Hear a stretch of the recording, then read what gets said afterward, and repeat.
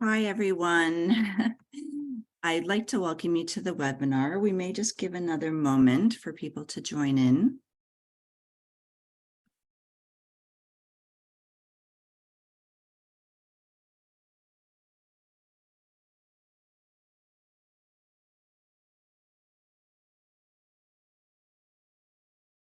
Okay, so I'd really like to welcome you here to our session today. We're talking about COVID-19 year 3, evaluating the impact on diabetes care. My name is Dr. Gillian Booth. I'm a professor in the University of Toronto and an author of the IDF Diabetes Atlas COVID-19 report. So what I wanted to do is a little bit of housekeeping first. So the webinar will be recorded, and we are testing an artificial intelligence tool that generates subtitles in up to 20 languages. A pop-up message will appear on your screen asking if you would like to open Wordly. Click on the open if you want to enable the translation tool and select the preferred language. The recording, slides, and link to a feedback questionnaire will be sent to all registrants within a few days. Participants in the event will receive also an attendance certificate if they respond to the feedback questionnaire. So please use the question and answer function also to post your questions during our panelist period where we're going to have a Q&A. So next slide. So first, as part of this panel, we're really going to be talking about the new report that came out in December 2022, which I'll be speaking about. But we're also going to be talking about challenges and lessons learned, particularly the viewpoint from experts in multiple countries. So I'd like to go on without further delay I'll start myself. So I'm going to be providing a highlight of findings from the IDF Diabetes Atlas report on COVID-19 that was published by the IDF in December 2022. Here you can use the barcode to obtain a copy of the report, or please use the link to download a copy.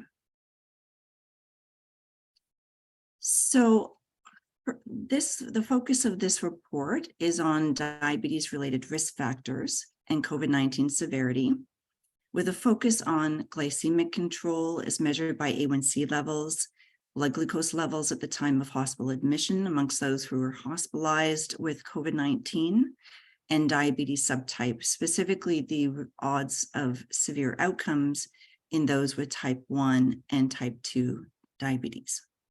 So next. So to do this, we expanded on the literature review that we did for the 2021 IDF Diabetes Atlas on COVID, with the section on COVID-19. So we updated to May 2022. We reviewed almost 3,800 abstracts, over 1,300 full text articles, and we gathered data, and in many cases pooled data on from full text articles on 91 studies. Next.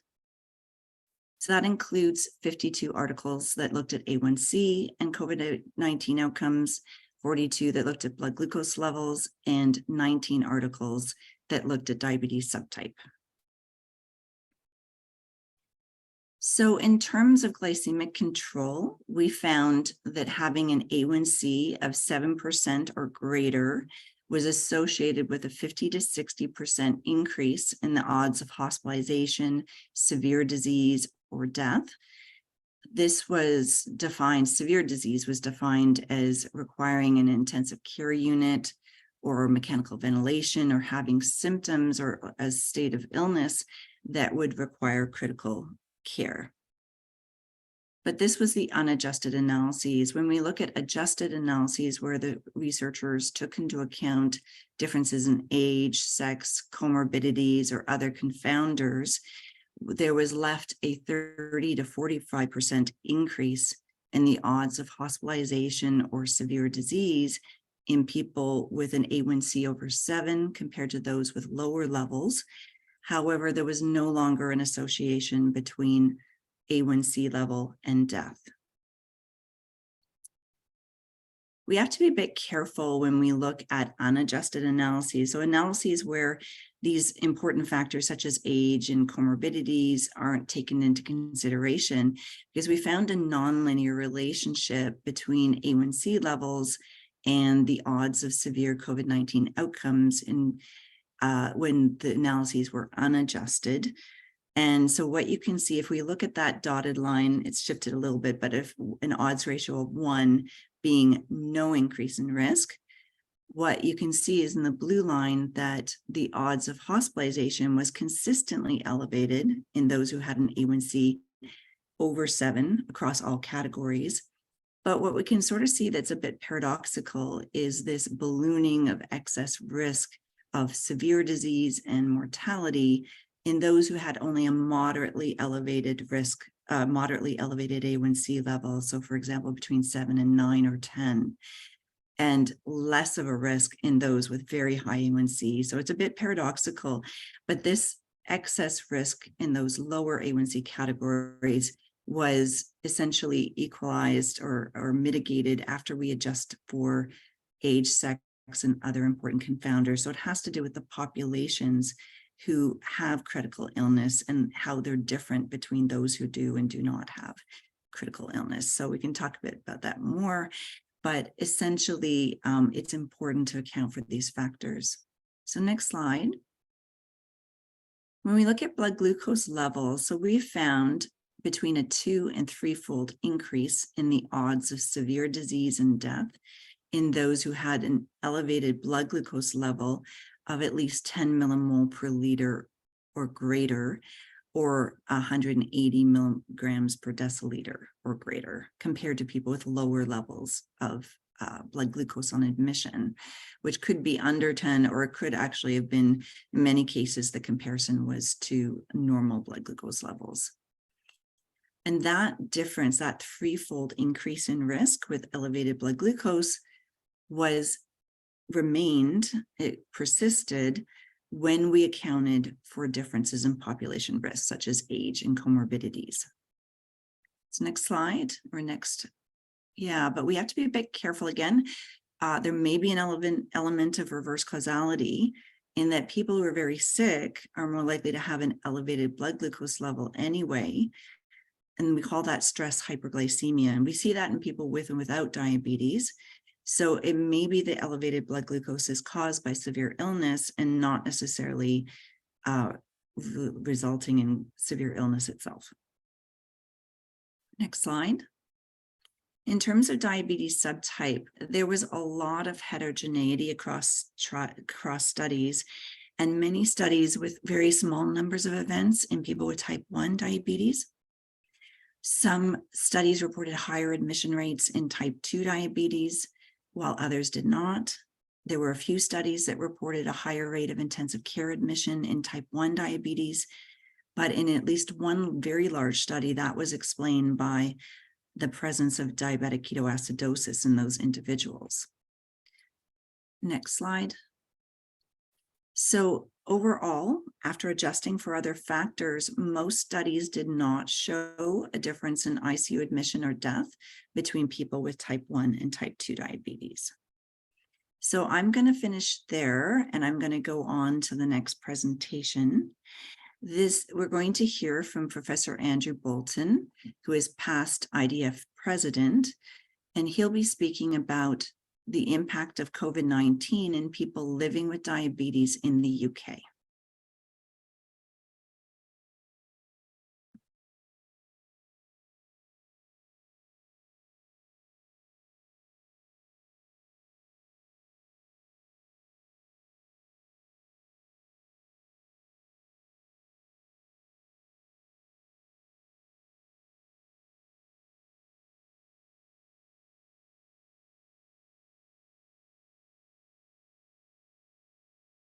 The impact that has been in the UK. Well, hello, and thank you very much for the invitation to speak on this very important topic that has affected hugely the population of people living with diabetes across the world. I'm going to tell you a little bit about the impact that has been in the UK, but it's just this month that Diabetes UK has given some new statistics on the number of people living with diabetes in the UK, and it's gone up really enormously in the last few years, up to nearly just below 10%. This is a huge rise, and I'm sure that some of this is due to the impact of COVID-19 and people with diabetes not coming forward, not being diagnosed. So I think that this, from the start, COVID-19 pandemic has had a huge impact on the incidence and prevalence of diabetes, not only in the UK, but I'm sure across the world. Next slide, please.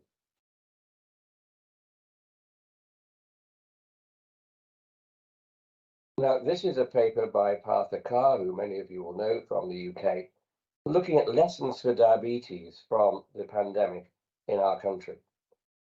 1/3, 33% approximately, of COVID-19 deaths in the UK were in people with diabetes. And overall, it was poorer glycemic control and other comorbidities, such as late complications, that were predictors of poor outcomes. He emphasized the need for parity of focus on all types of diabetes in all ethnic groups living in the UK, and that diabetes needs the attention that it surely deserves. Next slide, please. Now, here's a UK study on type 2 diabetes and COVID-19 related mortality in our country during COVID. This was a national study of patients requiring critical care management. There were 19,000 admitted to high dependency or intensive care units. Just under 20% had type 2 diabetes, and the mortality was 26%. Type 2 diabetes was a risk factor for mortality, and risk of mortality was associated with younger age. On the next slide, please. Here's a population cohort study of persons registered, not just with diabetes, obviously the whole country, people registered in general practice in the UK. The prevalence of diabetes among 60 million or so people at that time was 5.1%. So you see the difference already in 3 years. I'm sure, as I said at the beginning, much of this, or at least a significant minority of this, is due to COVID-19 pandemic. Of nearly 24,000 COVID-related deaths till 11th of May 2020, 1/3 of those occurred with people with diabetes. 31% of all deaths were in people with type 2, whereas 1.5% in people with type 1. And there are the crude mortality rates for people with type 1 and type 2 diabetes compared with those without diabetes. Next slide, please. So, an editorial by the editor of the diabetes, of a British Medical Journal, came out, you see, in 2020, later on, talking about what's the effect of COVID pandemic on non-communicable diseases in the UK. And there's no doubt that it led to a neglect of many conditions. Cancer care and heart disease were emphasized, but not diabetes. Surely diabetes has been neglected. And the consequences of that we'll be seeing for the next decade and longer. The British Medical Association has emphasized the need now to tackle the backlog of non-COVID treatments. There have been some positive improvements that must be maintained, such as reduced bureaucracy, video consultations, etc. And the next. So here's a look at the threats of COVID-19 to diabetes and opportunities. We mustn't forget that there were opportunities provided by this new experience. The threats are, of course, people shielding during the pandemic, a poor diet, a lack of exercise, poor glycemic control, fear of hospitals, and we underestimate the psychological impact. The psychological impact, not being able to go out, but having to live at home with food you're not used to. This itself has a negative impact on glycemic control. And a tsunami of complications we fear following this. A fear of hospitals. People know that diabetes plus COVID equals bad outcome. People with diabetes know that hospitals equals people with diabetes. So the attendance at clinics for people with diabetes was hugely reduced. I moved most of my patients to an off-site clinic, not in the hospital. And our attendance rate then was approximately 95% when it was down to 50% in the hospital. This emphasizes fear. But the opportunities are the expansion of telemedicine. Digital education programs are becoming more available, such as a Desmond program, for example. An improvement on inpatient diabetes services, because there were so many people with diabetes, and enforced diabetes services redesign. Next slide. Let me finish with this. On behalf of Euradia, we've just put out this paper this month in Diabetes Research and Clinical Practice, the Journal of the International Diabetes Federation. And we looked at the impact of the COVID pandemic on research funding. Naturally, at the time, clinical research swung back from non-infectious to infectious diseases. This is a new and dangerous virus. There was a loss of income for many major diabetes associations. And of course, clinical research suffered hugely.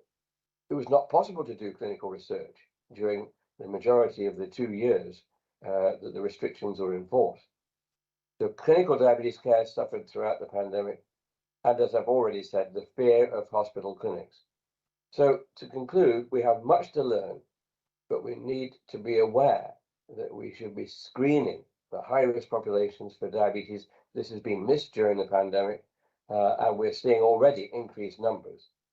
And we can continue with video consultations, smart technology to help us in managing our people with diabetes across the world.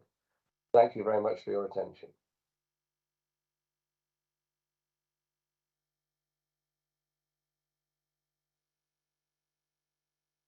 That was a fantastic talk from Dr. Bolton. And I'd like to introduce our next speaker, who is Dr. Douglas Villarroel, who is IDF PAS South America, Central America Chair, who will speak on the impact of COVID-19 in people living with diabetes in Bolivia. Thank you, Dr. Gillian.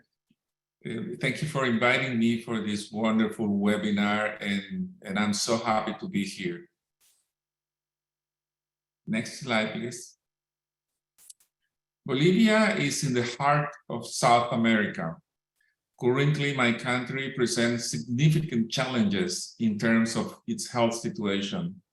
The country faces a number of health problems, including a high incidence of infections and chronic disease, such as diabetes, a lack of access of quality health care, a shortage of resources and trained medical personnel, and there is a large gap in health equity between urban and rural population. Next.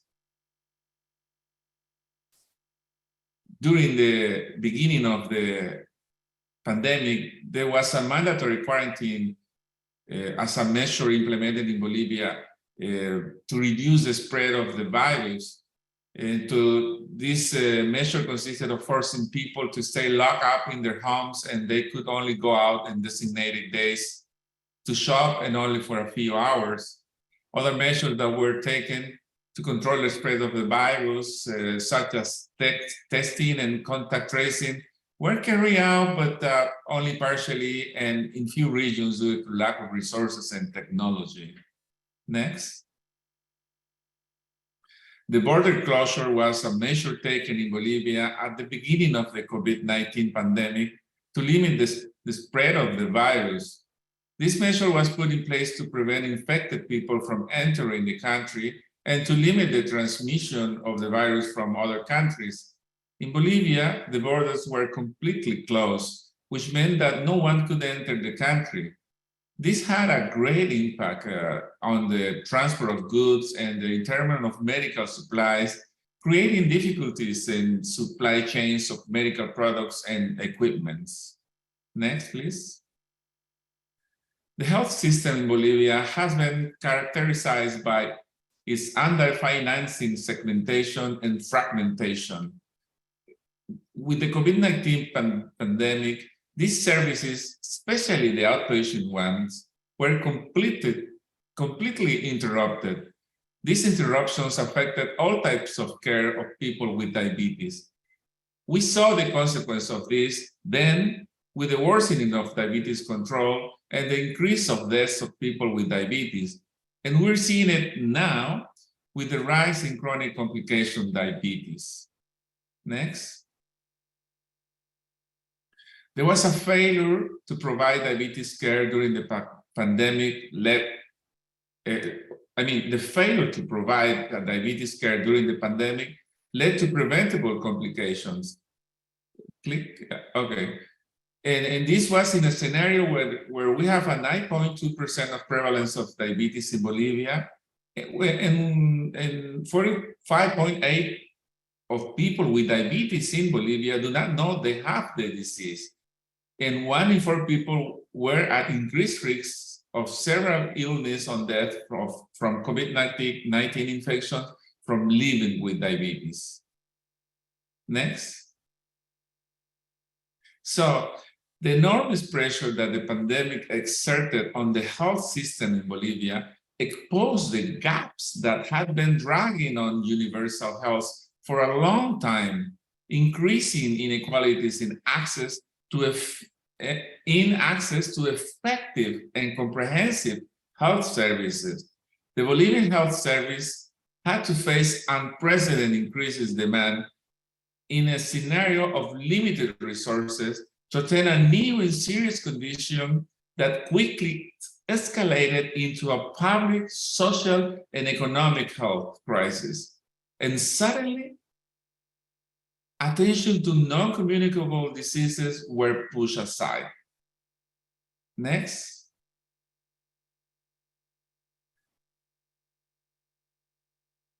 The reason why service to people with diabetes were interrupted were several.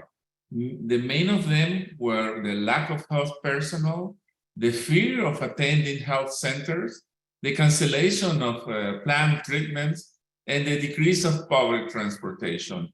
This, in the beginning of the pandemic,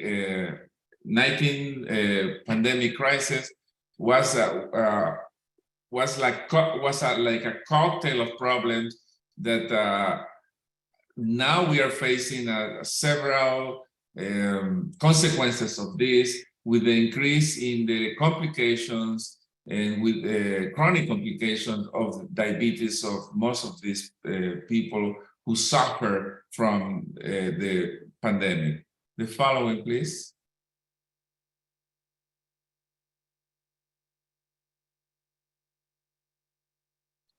Okay, the interruption of access to diabetes medicine in Bolivia due to the COVID-19 pandemic has had consequences for people with diabetes. Lack of access to medication led to worsening of diabetes and increased risk of complications associated with the disease, and risk of hospitalizations and mortality, and had a negative impact on the quality of life. There was a problem between the distribution of medicine and the supply chains. Next. Finally, mental health. The different mitigation measures implemented in Bolivia in the face of the spread of the pandemic, quarantines, mobility restrictions, physical distancing, increased anxiety and depression in large sectors of populations. Depression and anxiety have made it difficult for thousands of people in our country to control their diabetes, and they have had difficulties sticking on their treatment plans or following a proper diet and exercise regime. They have also had a higher risk of complication, especially cardiovascular ones. Thank you.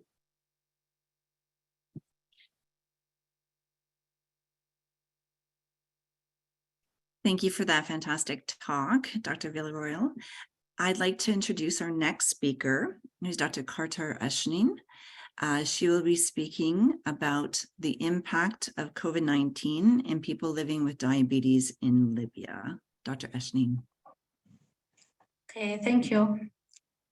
First of all, thank you for having me in this webinar. It's very fantastic to sharing our experience in Libya around the world.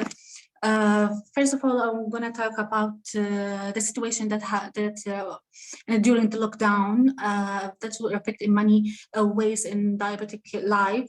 I will start in some point. First of all,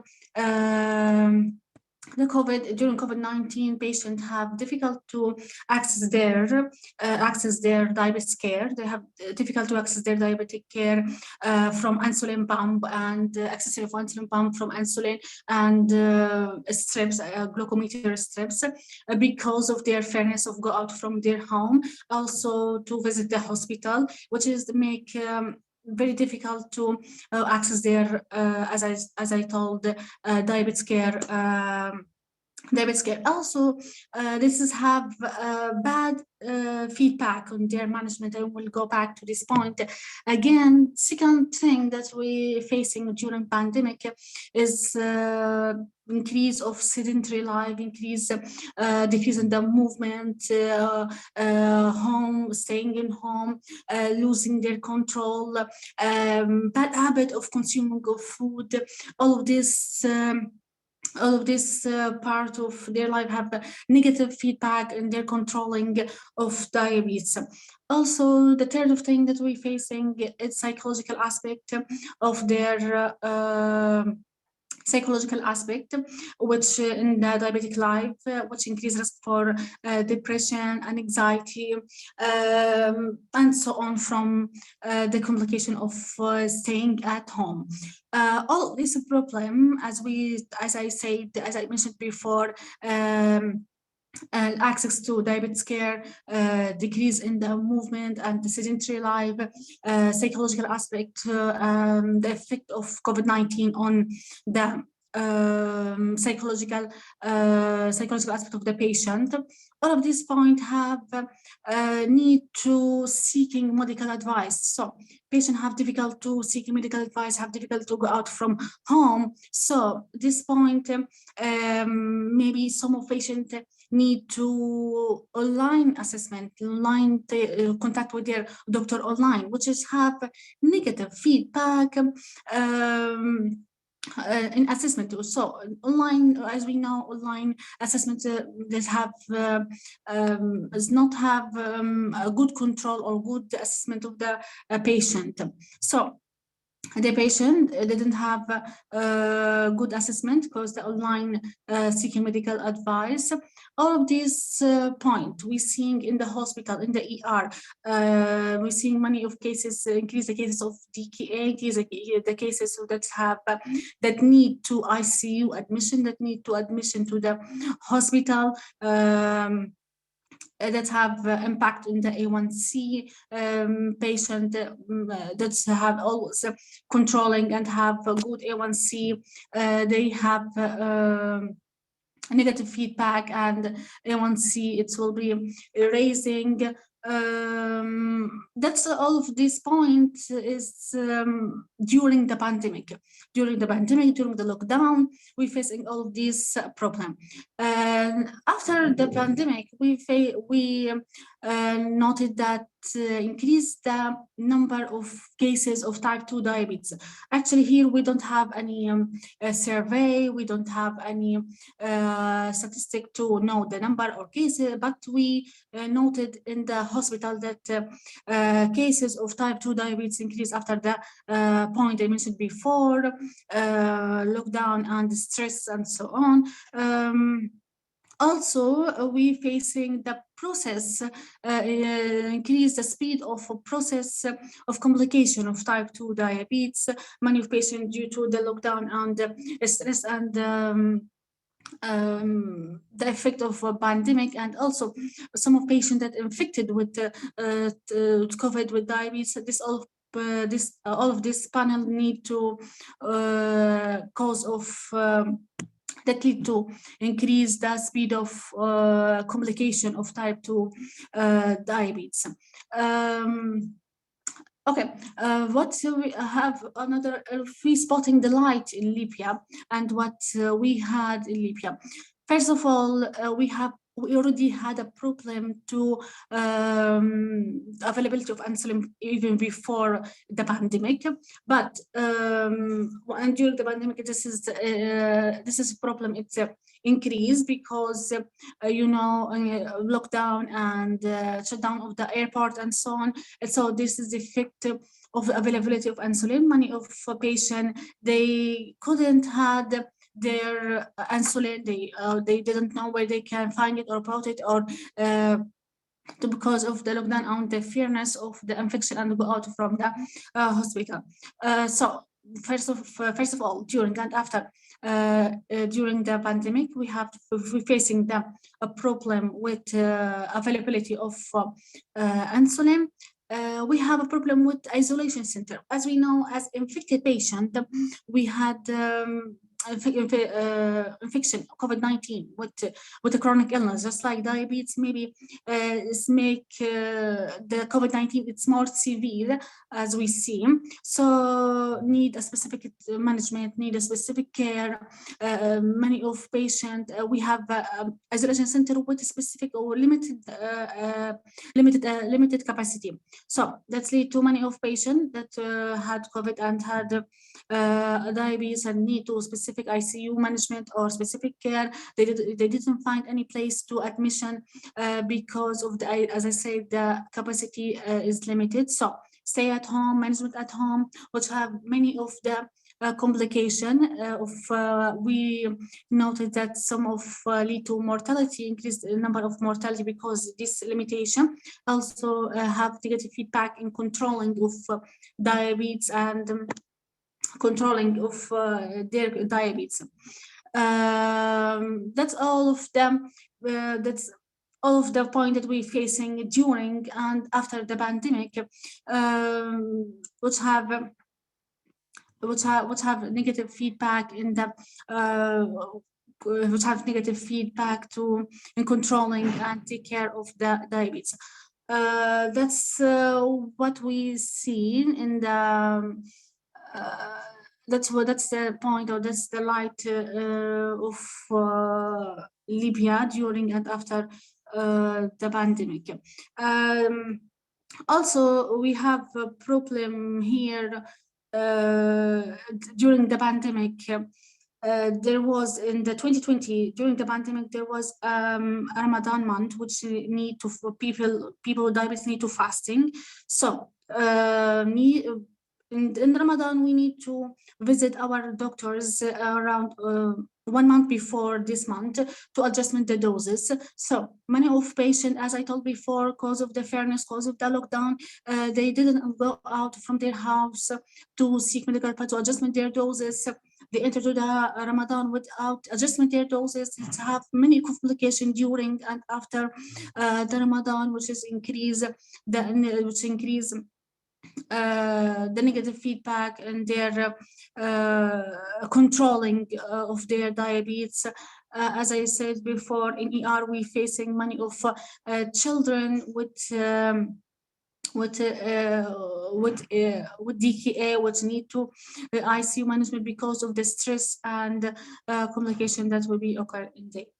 Thank you for this time, and I hope that's give you some aspect of the COVID-19 in Libya. Thank you so much, Dr. Eshneen. That was a great presentation, really highlighting those critical aspects that we need to be watching out for. Our next presentation is Mr. Alejandro Cabrera. He's an IDF young leader in diabetes, and he's going to speak about the role of national diabetes associations during the COVID-19 pandemic with experience from Ecuador. Thank you so much.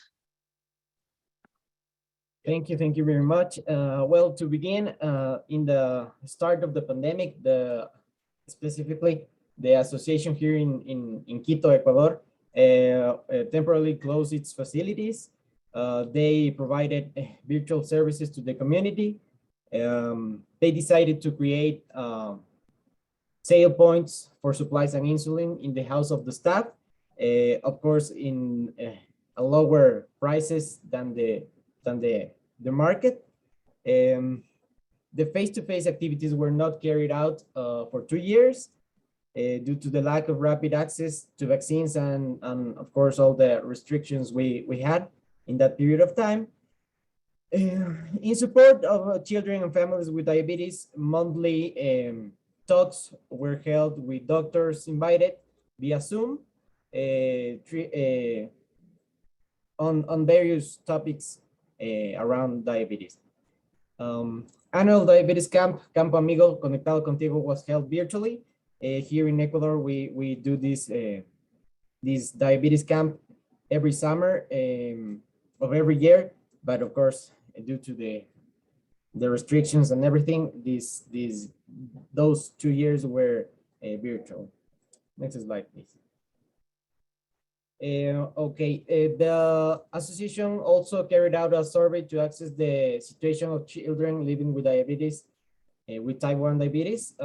Barriers to accessing good nutrition were one of the biggest problems in certain sectors of these children. Life for a Child donated money to help the most affected families, especially with food combos, because as I said, nutrition was a really big problem. Supplies and insulin were sent to families in some provinces from here, Quito. Supplies were also donated to adults with type 1 diabetes who were financially jeopardized due to the pandemic, who lost their jobs or they could not raise the money to buy them. Social media was an essential tool in this period. It was used to share information, data, nutrition tips, and mental health advice. Next slide, please. There were also multiple cases of children and young adults with type 1 diabetes who contracted COVID-19 with mild symptoms. Help of the endocrinologist and follow-up from the association were really important. And due to this, the symptoms weren't that bad and the treatment helped them to overcome it without complications. There were also a couple of severe cases in children and toddlers, septic shock and ketoacidosis, and serious lung complications. And well, the association as an organized group, they managed the association did a vaccination campaign against COVID-19. The first doses for people living with diabetes, with type 1 diabetes, especially from 18 years, from the 18 years. Next slide, please. To summarize, the role of the diabetes associations were to coordinate and organize virtual consultations, deliver the supplies and insulin to people, make it easier for them to get those supplies, manage the vaccination campaign for all the group, and provide psychological support and tips in all of the topics that we had related to diabetes and COVID-19. Thank you.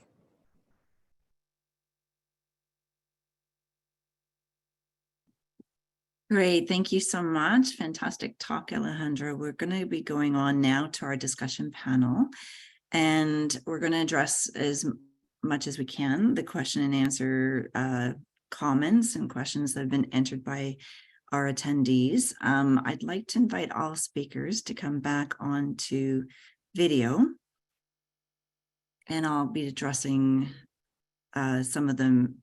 I'll be addressing people specifically in terms of questions that were targeted to them, and then opening it up for all groups, all speakers to comment.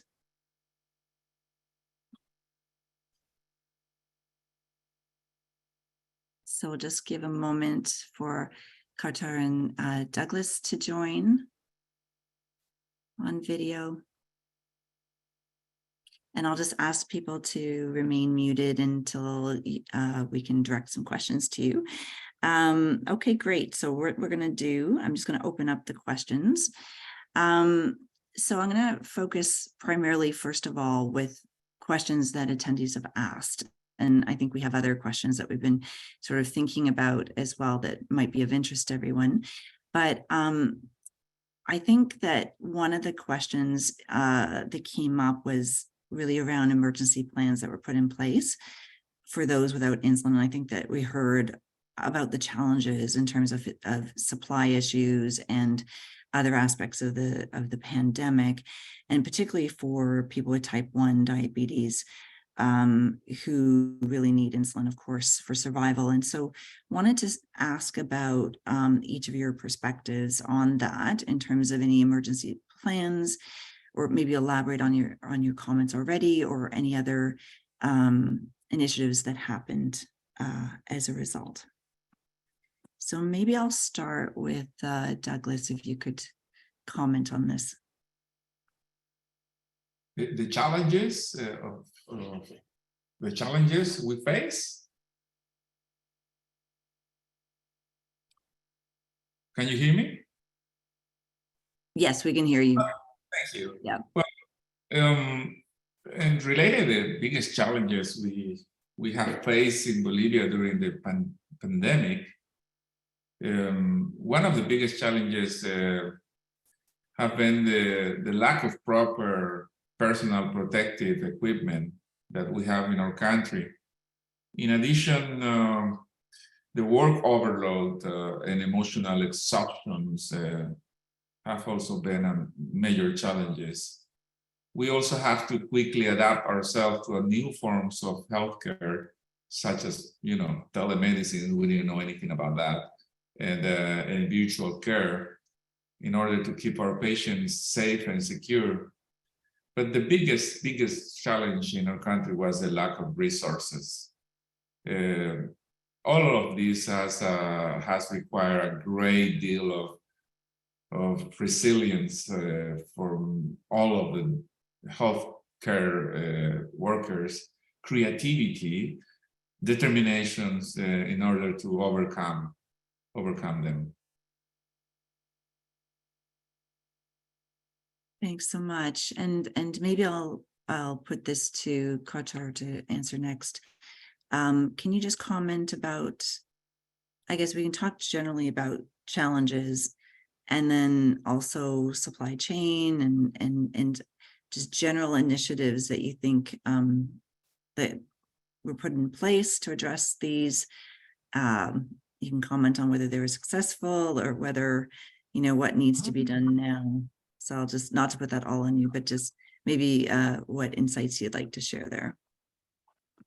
Yeah, of course, I mentioned before some of the challenges that we had during the COVID-19. As I told, the most important one, it's very challenging, it's very important how availability of insulin, because it was very sensitive point, very important. We know as a diabetic, insulin is something,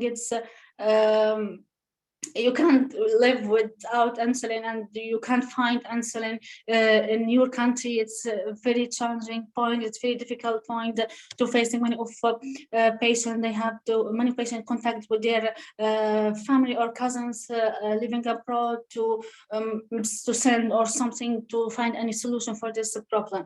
This is the most challenges.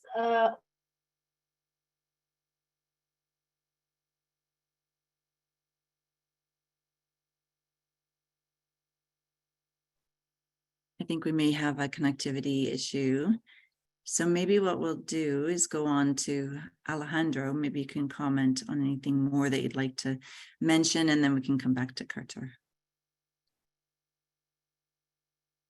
Sorry, what was the question? Sorry, I should, rephrase the question. So I think the question sort of started off with emergency plans in place around insulin supply.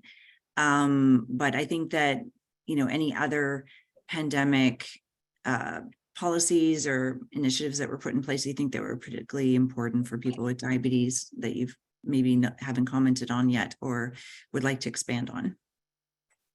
Sure. Yeah, like Dr. Douglas said, here it's I think it's something from the South America perspective.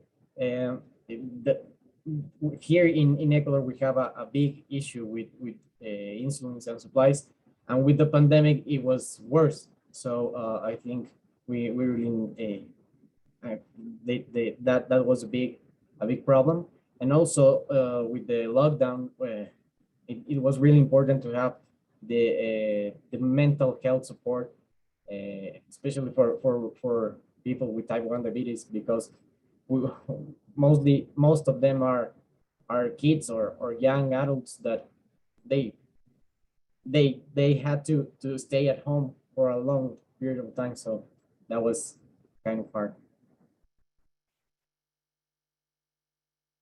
Thank you. And I wonder, Qatar, did you want to elaborate? I think we lost connectivity with you for a moment there. Yeah, just disconnecting. I'm sorry about this. As I told before, the most important and the most big challenge that we had during the pandemic in Libya, it was the availability of the insulin, supply of insulin. It was a big issue for every patient. Some patients that I know, they had to contact with their family or cousins that living abroad to send some of insulin to them, because there is a big problem in availability of insulin during the pandemic, especially at the peak of the pandemic in 2020. This is the first of all. The second thing, that's isolation center. As I mentioned before, we had a limited number of isolation center, and this isolation have a limited capacity. So that at the peak of COVID-19, not every patient or everyone that had severe illness or severe COVID or severe infection need admission, find a place to admission. So many of them stay at home, manage at home, which is case in need to ICU, stay at home. You can imagine how can manage these cases. So this is one of the challenges that we had during COVID-19. Third one, it was, as I told before, adjustment of doses of insulin. We have many patients that use insulin pump, shifting to the shift to and change their management or routine to insulin pen, need to adjustment their doses. They can't see their doctor, which is make difficult to controlling their blood sugar. Also, as I told before, during pandemic we had a Ramadan, which need to special management, special pattern of insulin pump, special doses. Need to see their doctor many of times, maybe once or twice before Ramadan, to adjust their doses. Patient, they couldn't go out from their home to sought medical advice to adjustment their doses. All of these points, I think it's the big issue and the most important challenges that we had during COVID-19. Thank you so much. I think there's another question about how healthcare systems are now approaching back to normal. Actually, I think that's a big question mark for me, but and how we're handling glucose control, helping patients, and the challenges there. And I think just before we kind of go as a way to sort of transition in that, I think that, coming from a high income country, I would say that, insulin supply was not an issue. One of the biggest challenges, which I think that I'm hearing from everyone, is around healthcare disruption. We're now, as I think many, if not all countries that I've heard from, are encountering a healthcare crisis. Post-pandemic, we have a mental health crisis in every country I'm hearing, as well as economic downturns caused by the pandemic. And probably one of our big problems, along with the points mentioned by everyone else about isolation and financial difficulties for our patients, is that issue, that stress and ongoing problems with people affording medications and experiencing ongoing stress. And that will lead to more diabetes as well, with sedentary lifestyle and food insecurity. So I think that kind of taking from some of the questions we're seeing here is, one thing is around our ability now to manage diabetes, and are we back to normal? Are we not back to normal? And then getting into how do we deal with potentially the ongoing rise in type 2 diabetes caused simply from, all of these pandemic factors that everyone's been bringing up. So I'll talk, maybe Dr. Villeroy, you can talk first about your experience in terms of, where is the health system now, and what are we doing to support people with diabetes in terms of their glucose control? And then after, I'll let everyone respond, and then maybe we can sort of shift into screening and what we're doing in terms of potentially what could become a new tsunami of diabetes. So first, about diabetes management in the healthcare system. So Dr. Villeroy. Thank you, Dr. Booth.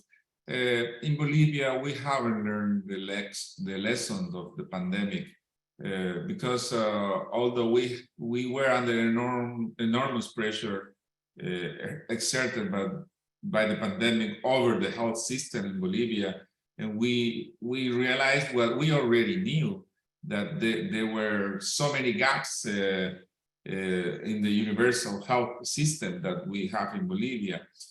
But the pandemic showed to us the big inequalities between urban and rural population, and especially for people with diabetes who in our country do not have access to healthcare professional or attention, and they don't have access to medicines, insulins. And so during the pandemic, we have not only that, but there were no medicines coming into the country, and there were shortage of medicines and supplies. People do not have free access to supplies either, and they don't have it now.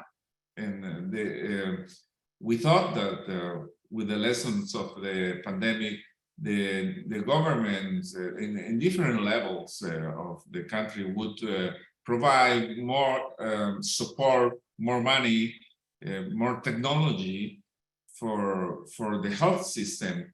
But it doesn't happen. They are thinking about being reelected, and they are putting the money where it's immediately rewarding them with votes. And we have a crisis now with the war in Ukraine, and we have an economic crisis. So it's sad. It's really sad because we are a poor country, and the health system doesn't get better. And we don't have to wait for another pandemic or another tsunami, as you say, in order to do changes. But that's the reality down here in South America, Bolivia. Thank you. So maybe Qatar, I'll ask if you can comment on, any, like, how are people being managed? I think you commented quite a bit about the challenges, and do you see any changes that are now happening in terms of being able to help people achieve better control? How is the practice of diabetes management changed?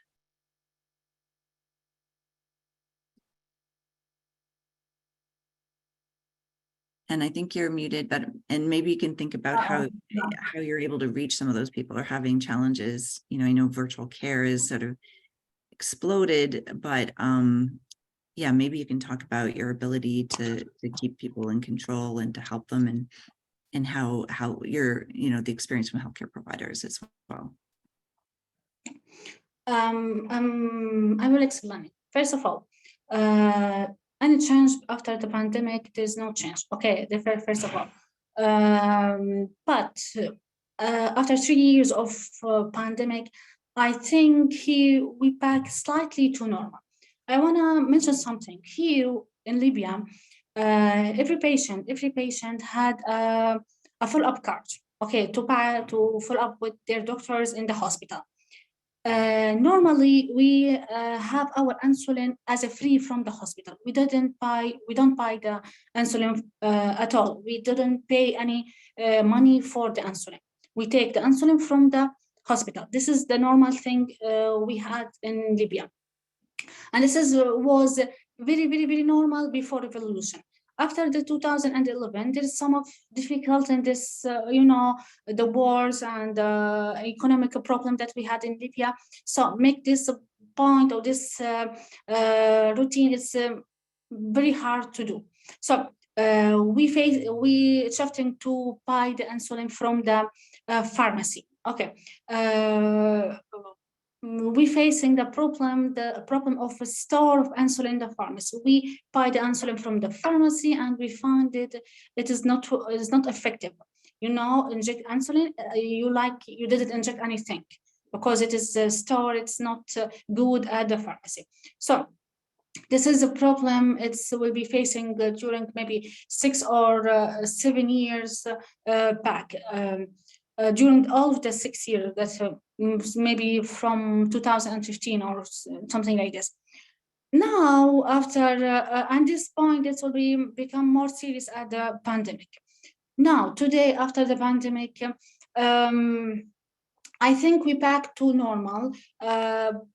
First of all, as I mentioned before, the problem of availability of insulin that we're facing during pandemic, it's more better now. Okay, around the last 2 years in Libya, we have some of peaceful, some of back to normal life, routine life. There's no more of those wars and so on. So I think the normality of availability of insulin is gradually back to normal.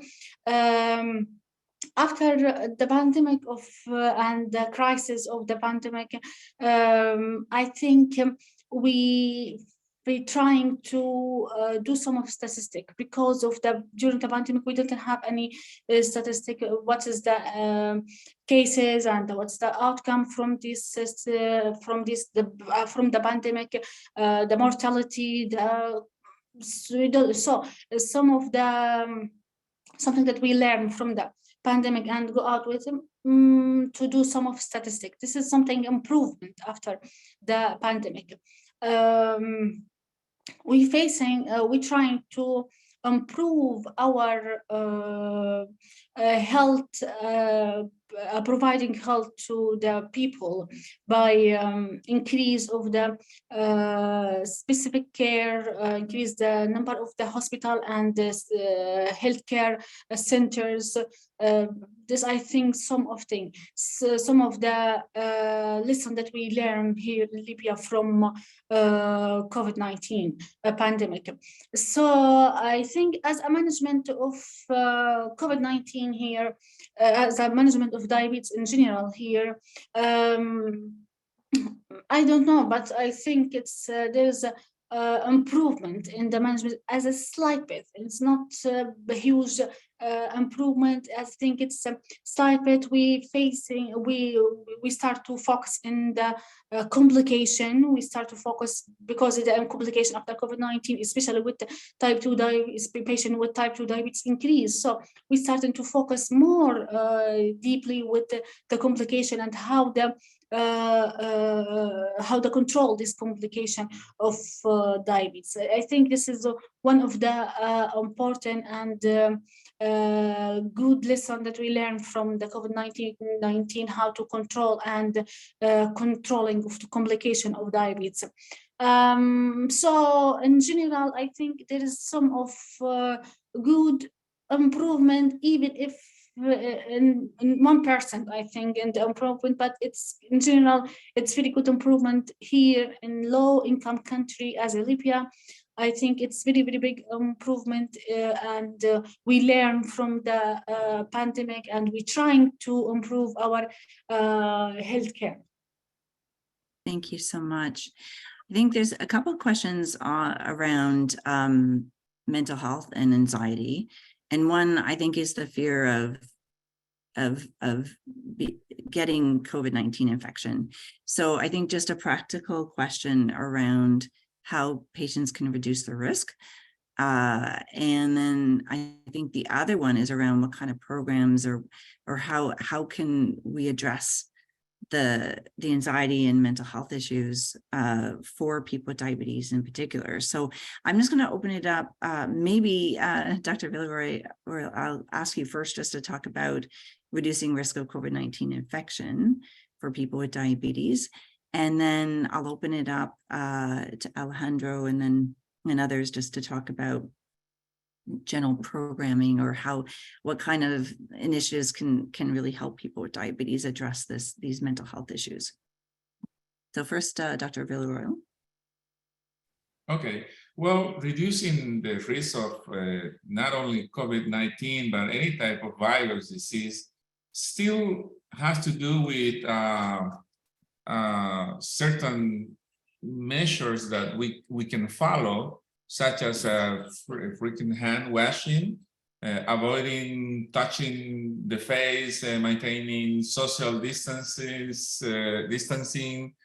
wearing a mask in public in places where we are at risk, like hospitals, maintaining a good respiratory and personal hygiene, and I guess strengthening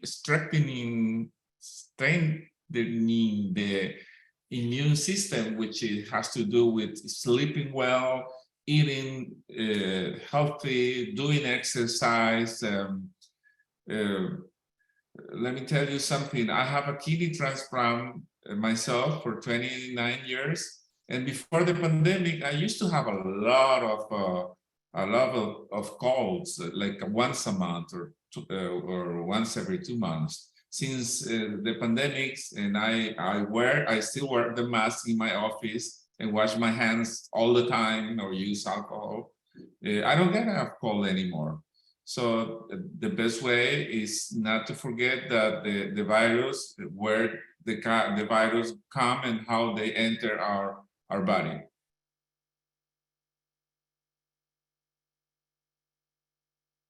Great, thank you. So I wonder, Alejandro, can you talk a bit about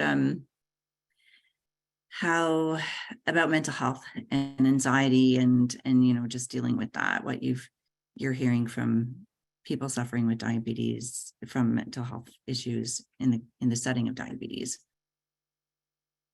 Sure. I will talk from a personal perspective. And first of all, I will say, always listen to your doctor, because as Dr. Douglas said, I got COVID-19 in the first period of time where the vaccines weren't even, they were working on the vaccines, they weren't here. Luckily, I just lost my my smell and my taste for that period of time. Nothing more, but I was the only one in my house with the virus. So I had to be in my room alone for like 2 weeks. That was a little bit hard, but I talked with my endocrinologist, I talked with my association, and I follow all the instructions they gave me. I try to eat well, I try to exercise in my own room, and that helped me to overcome this period of time where I was in these 4 walls for 2 weeks. Also, I try to read read and do other activities to overcome this time. So it wouldn't affect me that hard, and always like reach for people who can help you, talk with friends or something. That is really helpful to not to be better in and don't get affected in a hard way, in the psychological and emotional way. I think that's important. Thanks, that's great. I think just to kind of add a few comments and just also to address a couple of questions as well around the actual risk of diabetes and COVID-19 and or of developing severe COVID-19, because I think that created so much anxiety for people with diabetes.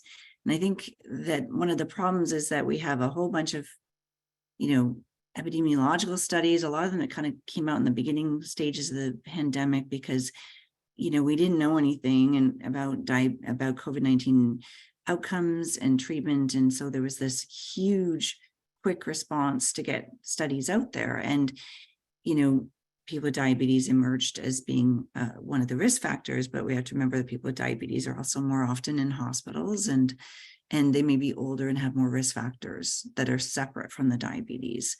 One thing that, I know that I hear also, I've had patients with type 1 diabetes, younger patients who are concerned. I know from our own data that the number of people, like the overall burden or hospitalizations and bad outcomes in people with type 1, we're probably a smaller number. They make up a smaller number of the population, but the relative risk is increased, which people worry about. So one thing in trying to understand the data is the fact that we actually saw this, increase in severe disease with diabetes with elevated A1C, for example, but not when we adjusted for all these different factors, there wasn't an increase in death rates.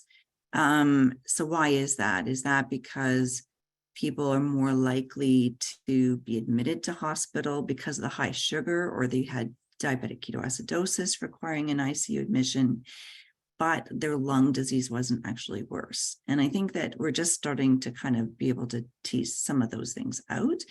But I thought that was interesting that, although the likelihood of being admitted and the likelihood of maybe requiring an intensive care was increased, but death rates were not. There's other confounders such as,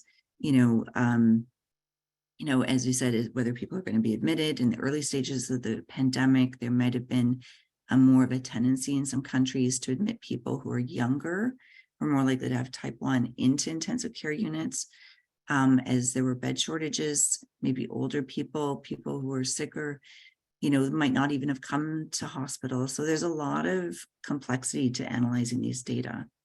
But I mean, we can certainly say that, like all complications, probably having better glucose control is helpful. And we need to be able to kind of bridge that gap of addressing control of diabetes and giving people the tools, make them accessible and available regardless of what's happening to the healthcare system, so that people can ride these waves.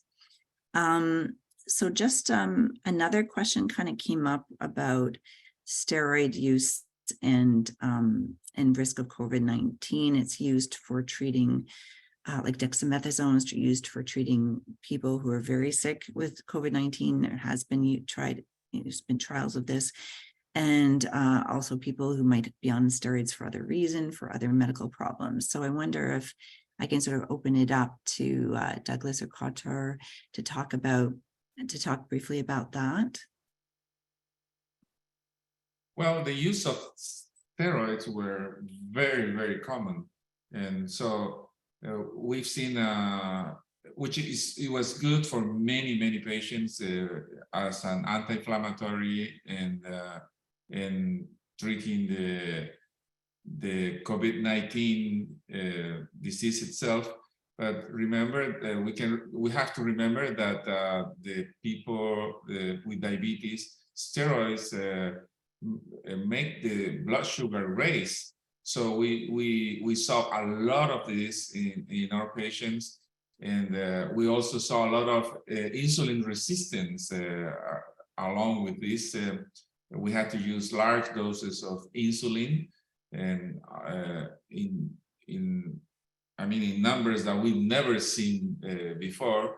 And we also saw many people without diabetes developing diabetes for the first time, but using steroids. So we were not sure if they were getting diabetes because of the steroids or it was a new type of diabetes developed by the virus, because we didn't know anything about the virus. We were learning on, on the road, and but that was a big issue. Steroids, and the raise of the blood sugar levels, the raise of insulin resistance, and the large dose of insulin that we were using, and developing diabetes on people with COVID-19 and the use of steroids.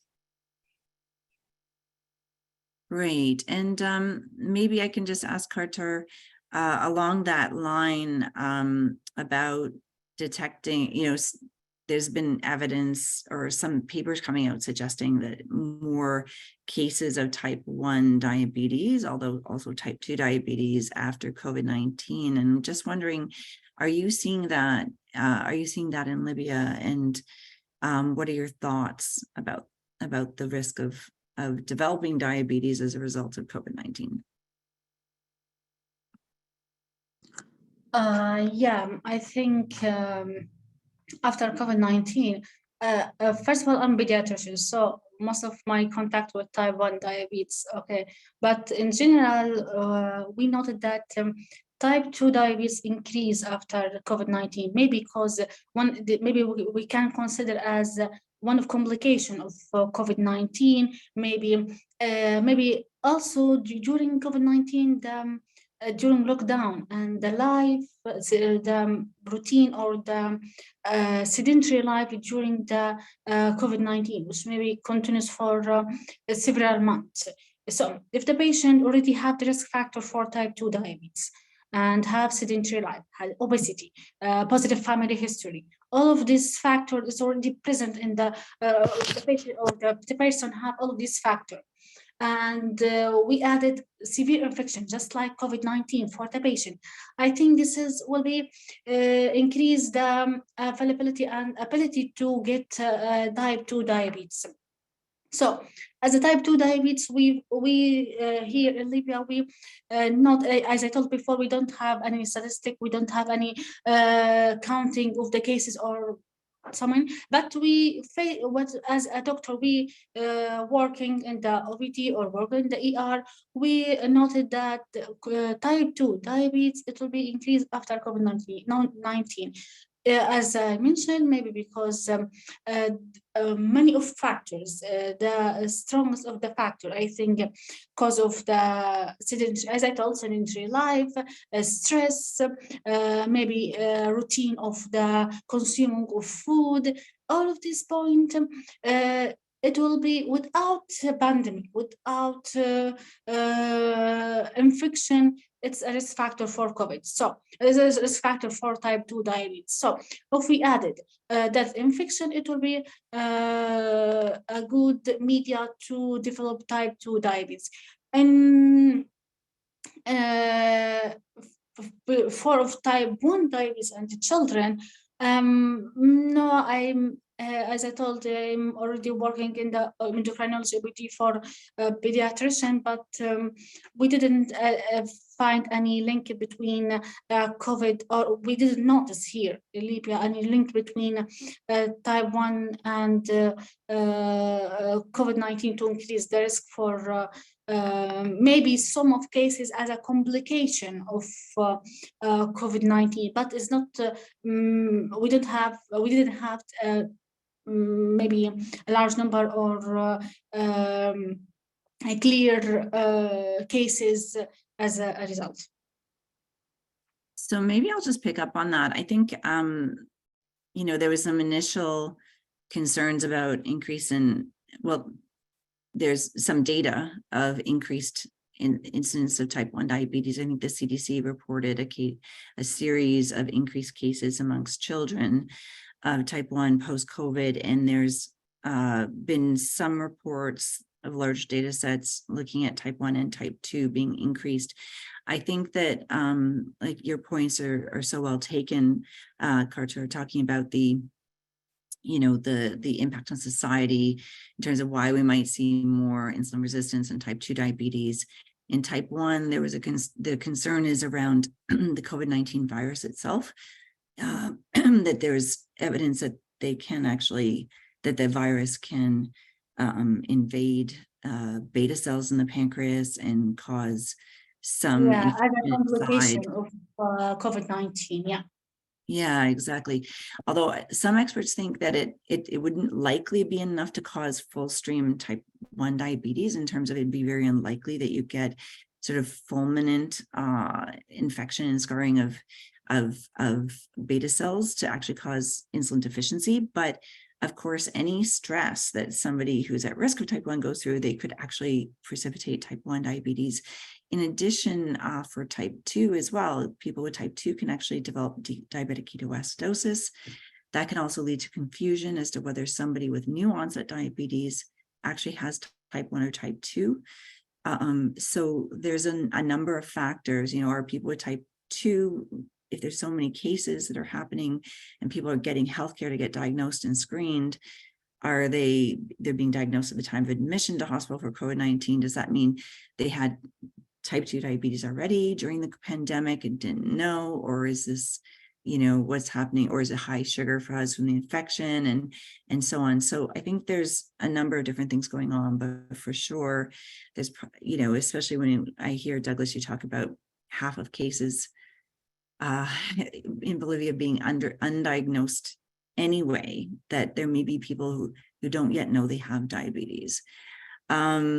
So just with that, I wanted to transition to another question, and maybe I can open this up to everybody. I'll start, I think, with Alejandro, because there's a question about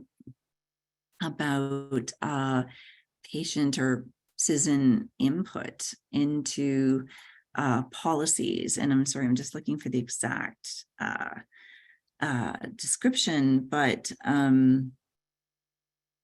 and I may be missing it now, but I think it was how can we really kind of incorporate the patient's voice and the community's voice into policies and planning, what are kind of the ways? Okay, here it is actually. Sorry, this is specifically around Bolivia. We're going to open it up to you at first, Alejandro, about Ecuador. So what kind of, so how can we facilitate citizen participation in public policy? And is that happening in any of your countries? So I'll start with Alejandro. Yeah, I think that that is a really important program that we have here with the association, is that we make a group to have one voice, so we can reach let's say the systems, so they can hear us as patients or as people living with diabetes, so they can help to improve the resources and the things that we need as a community. So I think that the associations and of course there are a lot of doctors that are involved in this. So I think that the first step is like to make one voice, like from a big group, so that way it is easier to reach the system. Great. I think I realize we're actually getting a little short on time, and we have a wrap-up question that I want to kind of pose to everybody, but I think we're going to put up the slides in a moment. But I think the last question is really kind of like, and maybe we'll just try and say like in 1 minute or less, sort of a speed response. What do you think the biggest challenges are going forward? Like, what do you think we should be focusing on? And it's like really too big of a question, I think, to do in a minute, but I'll just maybe give you like just sort of a brief response of just to kind of capture the points taken. And so maybe actually I'll start with you, Alejandro, since you're kind of on my screen right here. What do you think going forward is the biggest thing that that we need to be doing for populations and patients? Yeah, like Dr. Villarreal said, we need to learn from we really need to learn from the things that we had before the pandemic, during the pandemic, and how to improve all of both sides to make everything better. Yeah, I think that's great. And how do we ensure that's happening? Okay, Douglas, maybe you next. I think we need to support the healthcare professional. We need to do training activities for them to ensure that they are up to date on the latest recommendations and guidelines in diabetes management during this post-COVID pandemic. And there should be support networks and discussion groups that between healthcare professionals to discuss cases and share experiences in managing patients with diabetes and COVID-19 now. And also there should be more interaction with people with diabetes and COVID, and to learn more about that. Yeah, and I think sounds like we kind of need to shift towards the discussion around chronic disease and prevention and management. And a lot of the focus I found with our government and with others has been around the pandemic and about infection, and which is, of course, has been critical. And those policies had to happen to really kind of, flatten the COVID-19 curve. But we've been kind of slow to get back to, what's happening now with chronic disease, mental health, everything else that is kind of impacting the health of populations. And so I couldn't agree more. I think, Carter, I'm going to shift to you. And what do you think are the critical things and challenges that we face going in the next little while? Like, what do we need to do? I'm already mentioned the challenge that we have many times, but what we need to do now here in Libya to face any of situations like COVID-19, we need to support our health in general. We need to support our health centers. We need to more focus about our diabetic patient here in Libya, to increase their voice to what they need, this slice of population, what they need. We need to loud up their voices of type 1 diabetes, what they need, how we can improve our facility and our management, and our how we can help them this slice of population. I talk about patient, especially children with type 1 diabetes, so how we can improve their facility of diabetes. So what we need to improvement here in Libya, our health assessment, our health center, how to take care of our children with type 1 diabetes, especially type 1 diabetes children. So this is, I think, we need to improvement and for more focus in this point.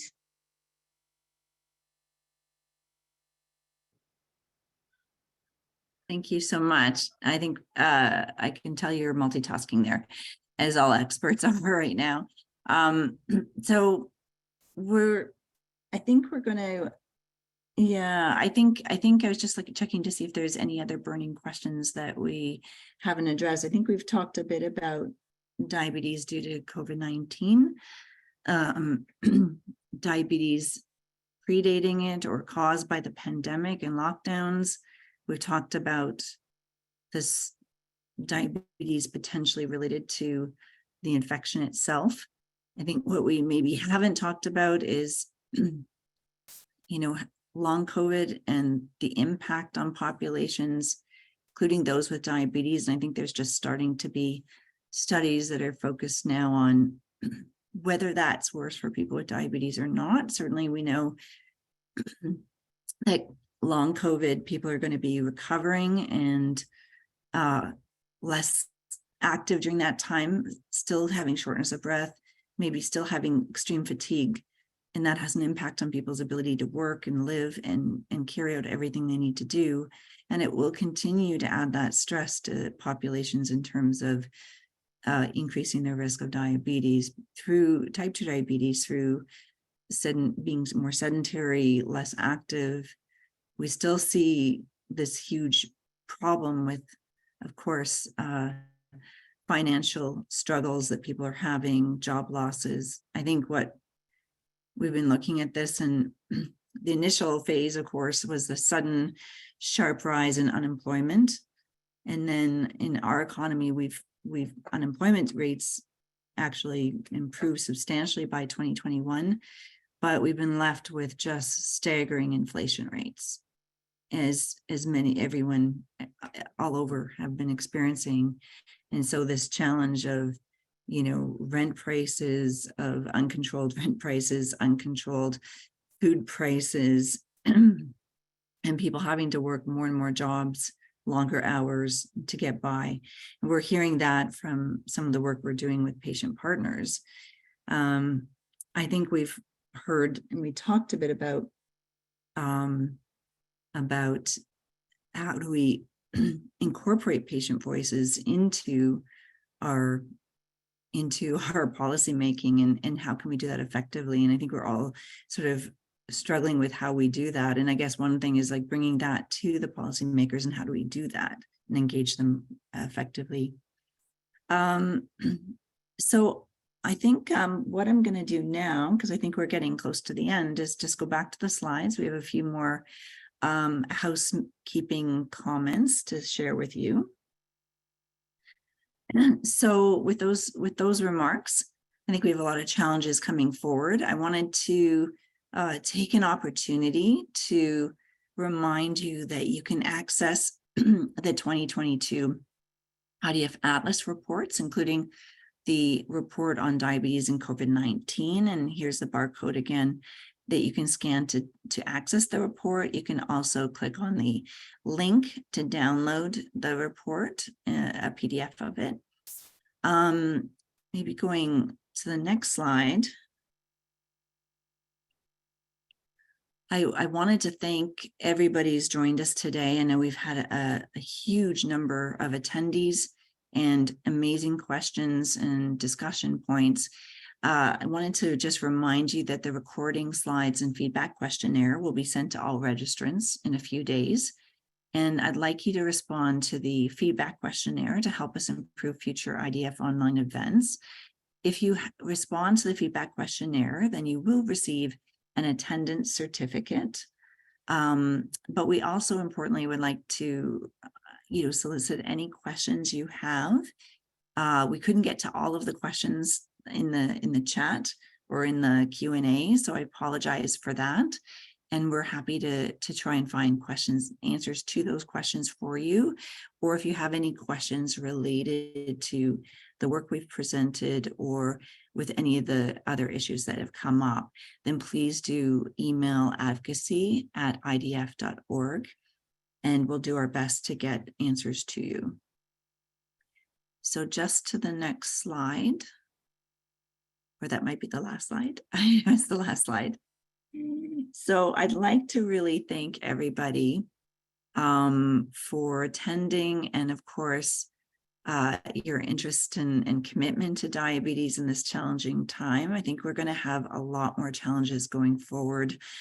This is just, it's not the end, unfortunately. And there's, of course, the pandemic, as Douglas pointed out, is really kind of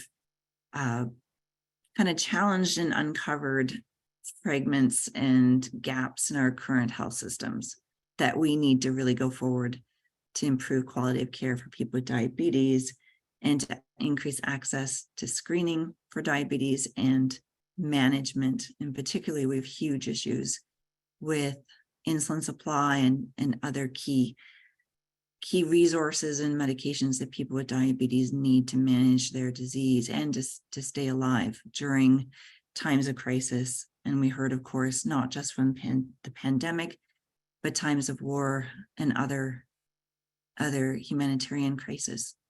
So I'm going to, I think, end there. And again, thank you so much for joining us.